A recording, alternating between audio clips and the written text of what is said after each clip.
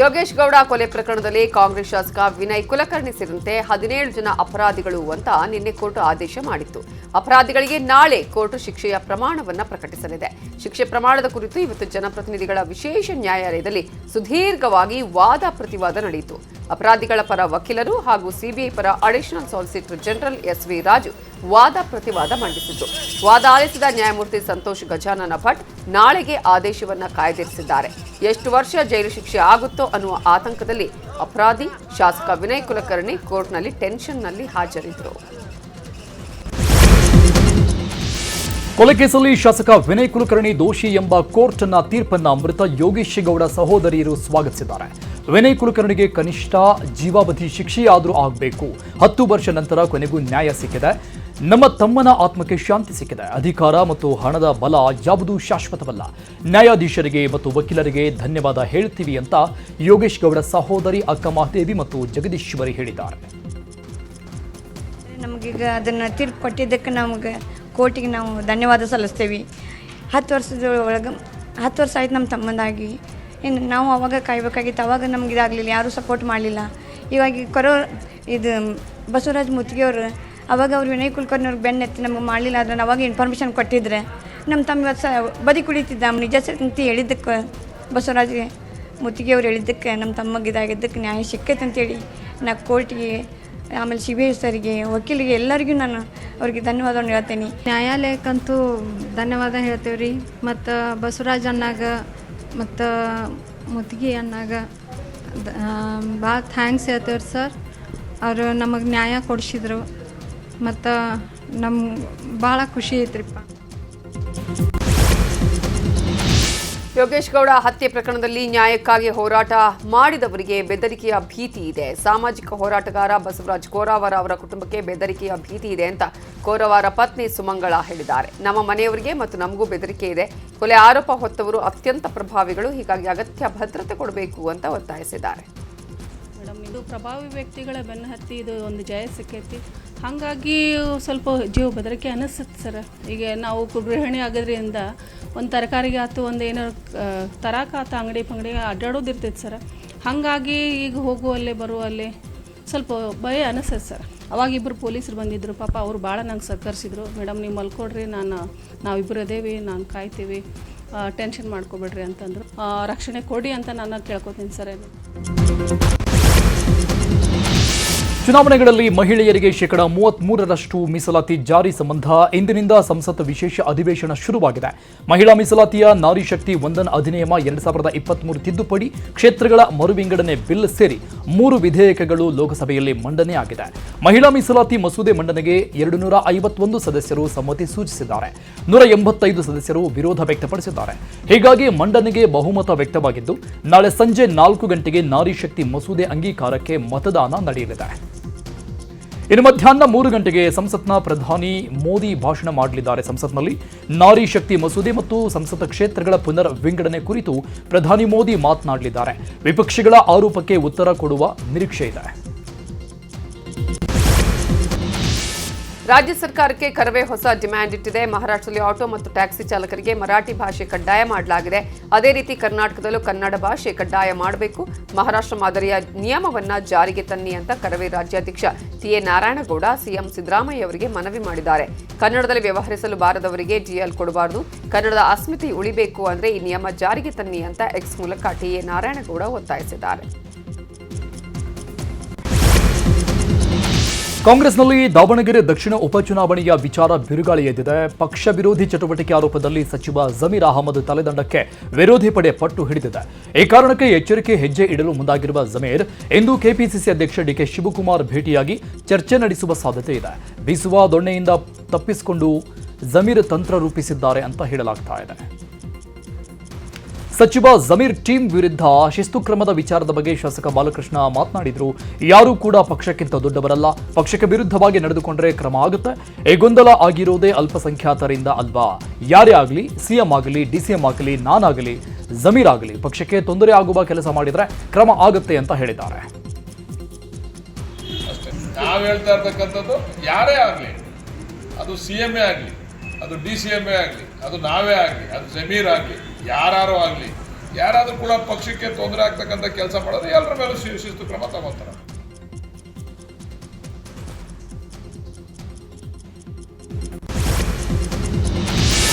ಕಾಂಗ್ರೆಸ್ನಲ್ಲಿ ಮುಸ್ಲಿಂ ನಾಯಕರ ಮೇಲಿನ ಶಿಸ್ತು ಕ್ರಮ ಹಿನ್ನೆಲೆ ಮುಸ್ಲಿಂ ಧರ್ಮಗುರುಗಳು ಸುದ್ದಿಗೋಷ್ಠಿ ಮಾಡಿ ಕಾಂಗ್ರೆಸ್ ನಾಯಕರ ವಿರುದ್ಧ ಕಿಡಿಕಾರಿದ್ದಾರೆ.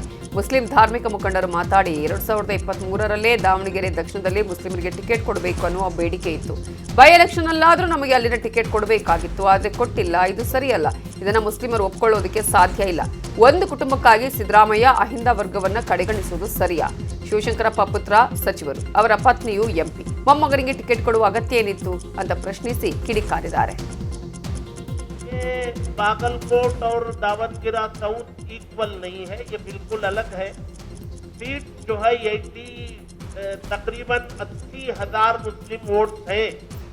देना चाहिए था या किसी माइनॉरिटी को देना था, नहीं दिया, इसका दुख है. ಸಂಪುಟ ಪುನಾರಚನೆಗೆ ಒತ್ತಾಯ ಕೇಳಿ ಬಂದಿರುವ ಹೊತ್ತಲ್ಲೇ ರಾಜ್ಯ ಕಾಂಗ್ರೆಸ್ನಲ್ಲಿ ಹೊಸ ಬೆಳವಣಿಗೆಗಳು ಶುರುವಾಗಿವೆ.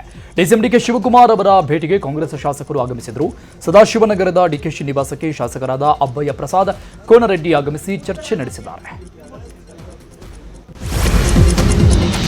ಸಚಿವ ಸಂಪುಟ ಪುನಾರಚನೆಗೆ ಒತ್ತಾಯಿಸಿ ದೆಹಲಿಗೆ ಶಾಸಕರು ಹೋಗಿರುವುದರ ಬಗ್ಗೆ ಕಾಂಗ್ರೆಸ್ ಶಾಸಕ ಮಾಗಡಿ ಬಾಲಕೃಷ್ಣ ಪ್ರತಿಕ್ರಿಯಿಸಿದ್ದಾರೆ. ಕಾಂಗ್ರೆಸ್ ಶಾಸಕರ ದೆಹಲಿ ಟೂರ್ ತಪ್ಪೇನಿದೆ?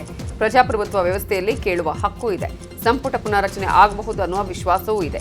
ಅಂತಿಮ ನಿರ್ಧಾರ ಹೈಕಮಾಂಡ್ಗೆ ಬಿಟ್ಟದ್ದು. ಸಂಪುಟ ಪುನಾರಚನೆ, ನಾಯಕತ್ವ ಬದಲಾವಣೆ ಚರ್ಚೆಯಾಗಲಿ, ಅಂತಿಮ ನಿರ್ಧಾರ ಕೈಗೊಳ್ಳುವುದು ಹೈಕಮಾಂಡ್ ಅಂತ ಬಾಲಕೃಷ್ಣ ಹೇಳಿದ್ದಾರೆ. ದಾವಣಗೆರೆ ದಕ್ಷಿಣ ವಿಚಾರವಾಗಿ ಕಾಂಗ್ರೆಸ್ನಲ್ಲಿ ಗಲಾಟೆ ಮಧ್ಯೆ ನಾಳೆ ಸಿಎಂ ಸಿದ್ದರಾಮಯ್ಯ ದೆಹಲಿಗೆ ತೆರಳುತ್ತಾ ಇದ್ದಾರೆ.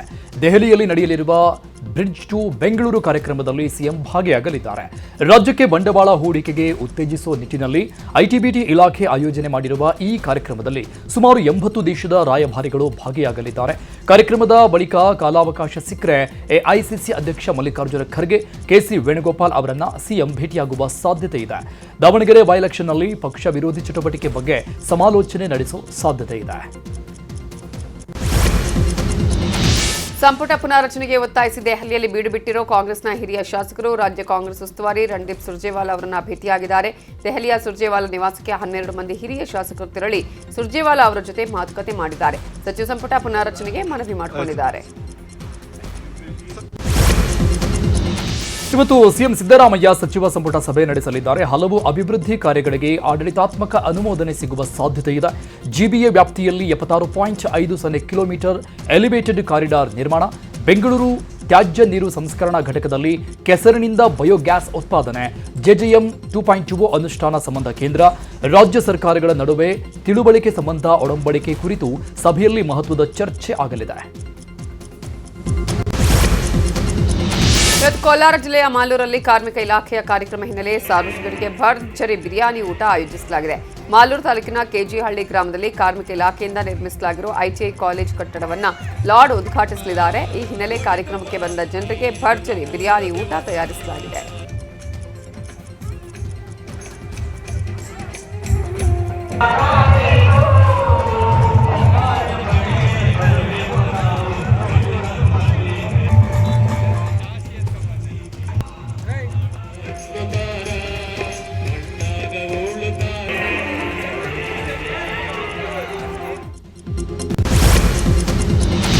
ಹಾರ್ಮುಜ್ ಜಲಸಂಧಿ ಮೇಲೆ ನಮ್ಮ ಸಂಪೂರ್ಣ ಹಿಡಿತ ಸಾಧಿಸಿದ್ದೇವೆ ಅಂತ ಟ್ರಂಪ್ ಘೋಷಿಸಿದ್ದಾರೆ. ಇಡೀ ಹಾರ್ಮುಜ್ ಈಗ ನಮ್ಮ ವಲಯದಲ್ಲಿದೆ. 24 ಗಂಟೆಗಳ ಅವಧಿಯಲ್ಲಿ ಹಾರ್ಮುಜ್ ಜಲಸಂಧಿಯನ್ನ ದಾಟಲು ಯಾವ ಹಡಗುಗಳಿಗೂ ಬಿಟ್ಟಿಲ್ಲ. ಜಲಸಂಧಿ ದಾಟಲು ಬಂದಿದ್ದ 6 ಹಡಗುಗಳಿಗೆ ಎಚ್ಚರಿಕೆ ನೀಡಿದ ಬೆನ್ನಲ್ಲೇ ಅವು ಇರಾನ್ಗೆ ವಾಪಸ್ ಆಗಿವೆ ಅಂತ ಹೇಳಿಕೊಂಡಿದ್ದಾರೆ. ನಾಳೆ ಇಸ್ರೇಲ್ ಲೆಬನಾನ್ ಮಧ್ಯೆ ಶಾಂತಿ ಮಾತುಕತೆ ನಡೆಯಲಿದೆ. ಈ ಕುರಿತು ಅಮೆರಿಕ ಅಧ್ಯಕ್ಷ ಡೊನಾಲ್ಡ್ ಟ್ರಂಪ್ ಮಾಹಿತಿ ಕೊಟ್ಟಿದ್ದಾರೆ. ತಮ್ಮ ಟ್ರುತ್ ಸೋಷಿಯಲ್ ಮೀಡಿಯಾದಲ್ಲಿ ಪೋಸ್ಟ್ ಮಾಡಿರೋ ಟ್ರಂಪ್, ಇಸ್ರೇಲ್ ಲೆಬನಾನ್ ಮಧ್ಯೆ ಶಾಂತಿ ತರಲು ಪ್ರಯತ್ನಿಸುತ್ತೇನೆ. ಇಸ್ರೇಲ್ ಹಾಗೂ ಲೆಬನಾನ್ನ ಇಬ್ಬರು ನಾಯಕರು 34 ವರ್ಷಗಳಿಂದ ಮಾತಾಡಿಲ್ಲ. ನಾಳೆ ಇಬ್ಬರು ನಾಯಕರ ನಡುವೆ ಮಾತುಕತೆ ಆಗಲಿದೆ ಅಂತ ಟ್ರಂಪ್ ಹೇಳಿದ್ದಾರೆ. ಮಧ್ಯಪ್ರಾಚ್ಯ ಸಂಘರ್ಷದ ನಡುವೆ ಭಾರತೀಯ ನಿಯೋಗ ಅಮೆರಿಕಕ್ಕೆ ಭೇಟಿ ನೀಡಲು ವೇದಿಕೆ ಸಜ್ಜಾಗಿದೆ. ಏಪ್ರಿಲ್ 20ರಂದು ಭಾರತೀಯ ನಿಯೋಗ ವಾಷಿಂಗ್ಟನ್ಗೆ ಭೇಟಿ ನೀಡಲಿದ್ದು ಅಮೆರಿಕದ ಉನ್ನತ ಮಟ್ಟದ ಅಧಿಕಾರಿಗಳ ಜೊತೆಗೆ ವ್ಯಾಪಾರ ವಹಿವಾಟು ಬಗ್ಗೆ ಚರ್ಚೆ ನಡೆಸಲಿದ್ದಾರೆ ಎನ್ನಲಾಗಿದೆ. ಮಧ್ಯಪ್ರಾಚ್ಯದಲ್ಲಿ ಯುದ್ಧ ಸಂಘರ್ಷದ ಪರಿಣಾಮ ದೇಶಾದ್ಯಂತ ಎಲ್ಪಿಜಿ ಸಿಲಿಂಡರ್ ಅಭಾವ ಉಂಟಾಗಿದೆ. ಎಲ್ಪಿಜಿ ಸಿಲಿಂಡರ್ಗಾಗಿ ಜನ ಏಜೆನ್ಸಿಗಳ ಮುಂದೆ ಕ್ಯೂ ನಿಂತಿರೋ ಘಟನೆ ಮೈಸೂರು ಜಿಲ್ಲೆ ಮಾದಿಗಹಳ್ಳಿಯಲ್ಲಿ ನಡೆದಿದೆ. ಅಡುಗೆ ಅನಿಲ ಸಿಲಿಂಡರ್ ಪಡೆಯೋದಕ್ಕೆ ಜನ ಕಿಲೋಮೀಟರ್ ಗಟ್ಟಲೆ ಕ್ಯೂ ನಿಂತಿದ್ದಾರೆ.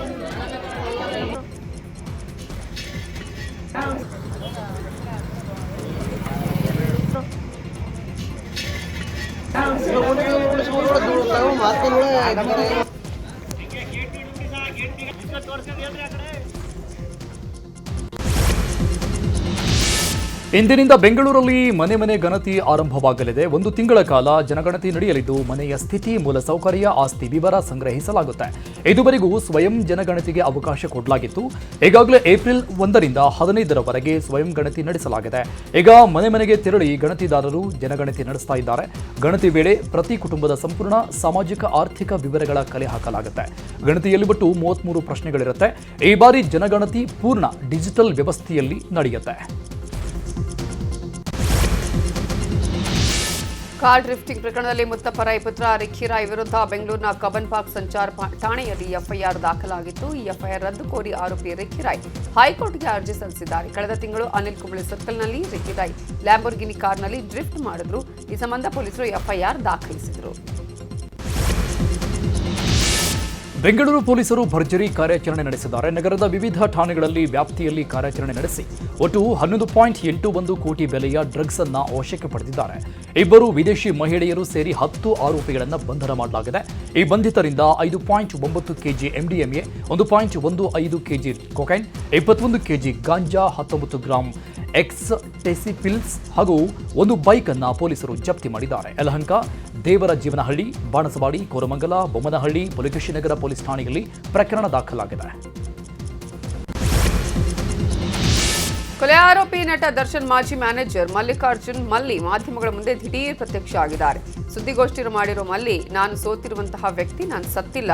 ತೂಗುದೀಪ ಪ್ರೊಡಕ್ಷನ್ಸ್ ನನ್ನನ್ನ ಮಗನಂತೆ ನೋಡ್ಕೊಂಡ್ರು. ದರ್ಶನ್ ನನ್ನ ಸ್ವಂತ ಅಣ್ಣನಂತೆ. ದರ್ಶನ್ಗೆ ನಾನು ವಂಚಿಸಿದ್ದೀನಿ ಅನ್ನೋದು ಸುಳ್ಳು. ದರ್ಶನ್ ಕೇಸಲ್ಲೂ ನನ್ನ ಹೆಸರು ಬಂತು. ಅವರು ಆದಷ್ಟು ಬೇಗ ನಿರಪರಾಧಿ ಅಂತ ಜೈಲಿಂದ ಹೊರಗೆ ಬರಲಿ. ದರ್ಶನ್ ಸರ್ ಮತ್ತೆ ಕೆಲಸಕ್ಕೆ ಕರೆದ್ರೆ ನಾನು ಕೆಲಸ ಮಾಡ್ತೀನಿ ಅಂತ ಮಲ್ಲಿ ಹೇಳಿದ್ದಾರೆ. 2015 ಅವಾಗ 5 ಕೋಟಿವರೆಗೂ ಇತ್ತು ಸಾಲ. ಬಟ್ ನನಗೆ ಆ ಟೈಮಲ್ಲಿ ಅರ್ಜೆಂಟ್ ಗುತ್ತಿಗೆ ಬಂದರು. ಕಮಿಟ್ಮೆಂಟ್ 1 ಕೋಟಿವರೆಗೂ ಇತ್ತು. ನಾನು ಅನಿವಾರ್ಯವಾಗಿ ಆ 1 ಕೋಟಿ ಅಷ್ಟೇ ನಾನು ದರ್ಶನ್ ಸರ್ ಹತ್ರ ಹೋಗಿ ಫುಲ್ 5 ಕೋಟಿ ಅಂತ ಹೇಳಿಲ್ಲ. ನನಗೆ ಸರ್ 1 ಕೋಟಿ ಸಾಲ ಇದೆ ಕೊಡಿ ಅಂತ ಇಮಿಡಿಯೇಟ್ ಕೊಟ್ಟರು. ಸರ್ ಇಮಿಡಿಯೇಟ್ ಕೊಟ್ಟರು. ದರ್ಶನ್ ಸರ್ ಹೆಲ್ಪ್ ಮಾಡಿದ್ದಾರೆ. ನನ್ನ ಬಗ್ಗೆ ಏನೇನೋ ಅಪವಾದಗಳು ಬಂದಿದ್ದಾರೆ.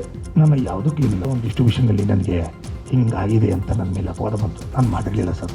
ಅದು ಯಾವುದೋ ಒಂದು ಬೇರೆ ಟೆಕ್ನಿಕಲ್ ಮಿಸ್ಟೇಕ್ ಆಗಿದ್ದು, ಅದು ನನ್ನ ಮೇಲೆ ಅಪವಾದ ಬಂತು. ನಾನು 1 ರೂಪಾಯಿ ಯಾರಿಗೂ ತೊಗೊಳೋಗಿಲ್ಲ sir, including Darshan sir. Darshan ಸರೇ ನನ್ನ ಕಷ್ಟ ಅಂತಂದ ಕೊಟ್ಟರು ದುಡ್ಡು ಬಿಟ್ಟರೆ ಬೇರೆ ಯಾವ ದುಡ್ಡು ತೊಗೊಳೋಗಿಲ್ಲ. 2015 ದಯಾ ಮರಣಕ್ಕೆ ಅನುಮತಿ ಕೋರಿ ಸಿಎಂ ಸಿದ್ದರಾಮಯ್ಯಗೆ ವೃದ್ಧೆ ಪತ್ರ ಬರೆದಿದ್ದಾರೆ. ಚಾಮರಾಜನಗರದ ಮಲೆಮಹದೇಶ್ವರ ಬೆಟ್ಟ ಅರಣ್ಯದ ಮೆದಗನಾಣೆ ಗ್ರಾಮದ ವೃದ್ಧೆ ದಯಾಮರಣ ಪತ್ರ ಬರೆದಿದ್ದಾರೆ. ವಿದ್ಯುತ್ ಹಾಗೂ ಗ್ರಾಮಕ್ಕೆ ಮೂಲ ಸೌಕರ್ಯ ಕಲ್ಪಿಸುವಂತೆ ಹಲವು ದಿನಗಳಿಂದ ಪ್ರತಿಭಟನೆ ಮಾಡಲಾಗ್ತಾ ಇದೆ.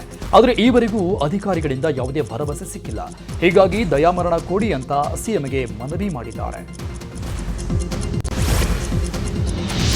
ಕಾಡಾನೆ ಸೆರೆ ಕಾರ್ಯಾಚರಣೆ ವೇಳೆ ಕಾವಾಡಿಗನ ಮೇಲೆ ಸಾಕಾನೆ ದಾಳಿ ಮಾಡಿದೆ. ಹಾಸನ ಜಿಲ್ಲೆ ಬೇಲೂರು ತಾಲೂಕಿನ ಬಿಕ್ಕೋಡು ಗ್ರಾಮದ ತಾತ್ಕಾಲಿಕ ಆನೆ ಶಿಬಿರದಲ್ಲಿ ಈ ಘಟನೆ ನಡೆದಿದೆ.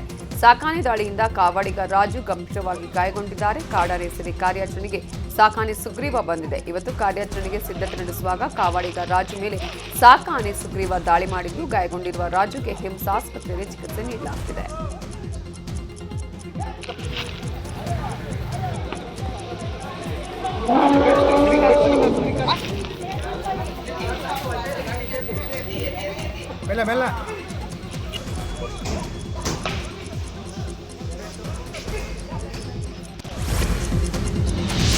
ಚಿಕ್ಕಮಗಳೂರು ಜಿಲ್ಲೆಯ ಕೆಮ್ಮಣ್ಣಗುಂಡಿ ಸಮೀಪದ ಅರಣ್ಯದಲ್ಲಿ ಪ್ರವಾಸಿಗರಿಗೆ ಹುಲಿ ದರ್ಶನ ಆಗಿದೆ. ಅಭಯಾರಣ್ಯದ ಅಂಚಿನ ಅರಣ್ಯ ಪ್ರದೇಶದಲ್ಲಿ ಬಿಂದಾಸ್ ಆಗಿ ಹುಲಿ ಕೂತಿರುವ ದೃಶ್ಯ ಪ್ರವಾಸಿಗರ ಮೊಬೈಲ್ನಲ್ಲಿ ಸೆರೆಯಾಗಿದೆ. ಕೆಲ ಹೊತ್ತು ಕುಳಿತು ಅಲ್ಲಿಂದ ತೆರಳಿದೆ ಹುಲಿ.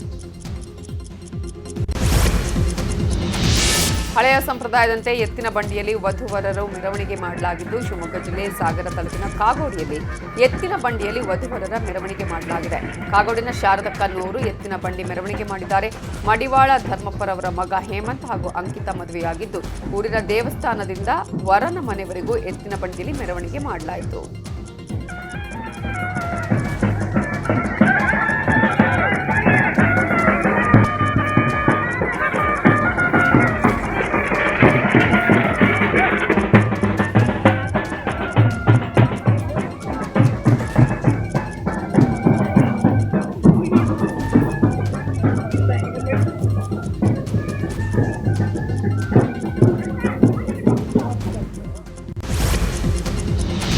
ಸಂಗೀತ ಲೋಕದ ಸಾಮ್ರಾಜ್ಞಿ, ಸಂಗೀತವೇ ಉಸಿರು, ಸಂಗೀತವೇ ಸರ್ವಸ್ವ ಎಂಬಂತೆ ಬದುಕ್ತಾ ಇರುವ ಎಂಎಸ್ ಶೀಲಾ ಅವರಿಗೆ ಗೌರವ ಡಾಕ್ಟರೇಟ್ ಪದವಿ ಪ್ರದಾನ ಮಾಡಲಾಗಿದೆ. Srividya international university for Vedic science ವತಿಯಿಂದ ಗೌರವ ಡಾಕ್ಟರೇಟ್ ಪದವಿ ಪ್ರದಾನ ಮಾಡಲಾಯಿತು. ಅಮೆರಿಕದ ಫ್ಲೋರಿಡಾ ಶಿಕ್ಷಣ ಇಲಾಖೆಯ ಅಧೀನದಲ್ಲಿರುವ ಕಮಿಷನರ್ ಫಾರ್ ಇಂಡಿಪೆಂಡೆಂಟ್ ಎಜುಕೇಷನ್ ಅನುಮೋದನೆ ಪಡೆದಿರುವ ಈ ವಿಶ್ವವಿದ್ಯಾಲಯವು ಎಂಎಸ್ ಶೀಲಾಗೆ ಸಂಗೀತ ಕ್ಷೇತ್ರದ ಅಪಾರ ಸೇವೆ ಪರಿಗಣಿಸಿ ಈ ಗೌರವ ಪ್ರದಾನ ಮಾಡಲಾಗಿದೆ. She had her initial training in music from her mother, late Srimati M.N. Ratna. She is a prime disciple of the legendary musician Padma Bhushan awardee Sangeeta Kalanidhi Dr. R.K. Srikantan of Saint Tyagaraja Parampara. She is the founder and executive director of Hamsadvani Creations. She started performing at a very young age. She is a postgraduate in music from Bangalore University with a gold medal. She is also a top-ranked artist of the AIR and Doordarshan. She has been regularly giving concerts all over India and abroad. She has also given lecture demonstrations in various parts of the globe and had teaching assignments twice in Bharatiya Vidya Bhavan, London for summer school. She is a recipient of Central Sangeeta Natak Academy Award. For her contributions to music, the university is pleased to confer the honorary doctorate degree to Vidruchi M.S. Sheela. IPL 19ನೇ ಆವೃತ್ತಿಯ 24ನೇ ಪಂದ್ಯದಲ್ಲಿ Mumbai Indians ಹಾಗೂ Punjab Kings ತಂಡ ಮುಖಾಮುಖಿಯಾಗಲಿದೆ. ಮುಂಬೈನ Wankhede ಸ್ಟೇಡಿಯಂನಲ್ಲಿ match ನಡೆಯಲಿದೆ.